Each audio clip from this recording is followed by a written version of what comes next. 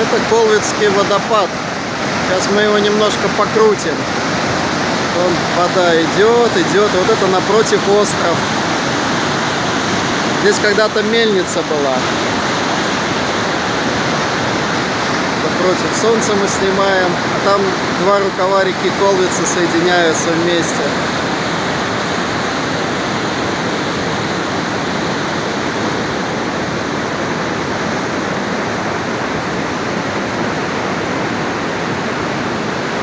Тут отдыхают люди.